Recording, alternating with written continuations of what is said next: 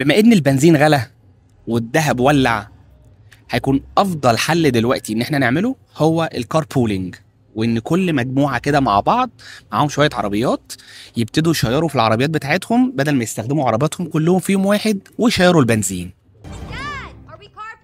لما اجي بقى اتكلم على البنزين، عندنا في كلمتين مشهورين جدا. اول كلمه هي كلمه فيول، والكلمه الثانيه كلمه جاس، جاسولين، او ساعات ممكن نقول عليها بترول، ودي في انجلترا. طب ايه الفرق ما بين الفيول والجاسولين؟ الفيول ده بيكون اي نوع من انواع المحروقات اللي احنا بنستخدمها عشان ننتج باور او طاقه، زي الكول، اويل، جاس. You get 100-year leases on oil and gas. كلمة فيول أنا ممكن برضه استخدمها كفيرب، معنى إن أنا provide any system بالفيول أو بالوقود يعني اللي بيتحرق، فبيؤدي إلى باور أو طاقة تحرك الشيء ده. زي مثلا أنا لو قلت yesterday I fueled my car by gasoline، ده معناه إن أنا حطيت بنزين يعني.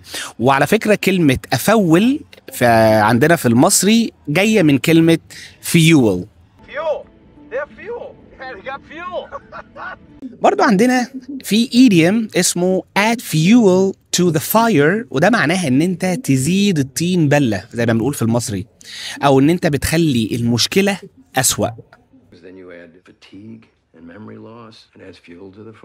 اما بقى بالنسبة للجاسولين ده بيكون البنزين نفسه. اما بقى بالنسبة للذهب والجواز، احنا عندنا نوعين من انواع الجواز، عندنا arranged marriages وعندنا love marriages، وعلى رأي المثل اللي اتجوز اتجوز.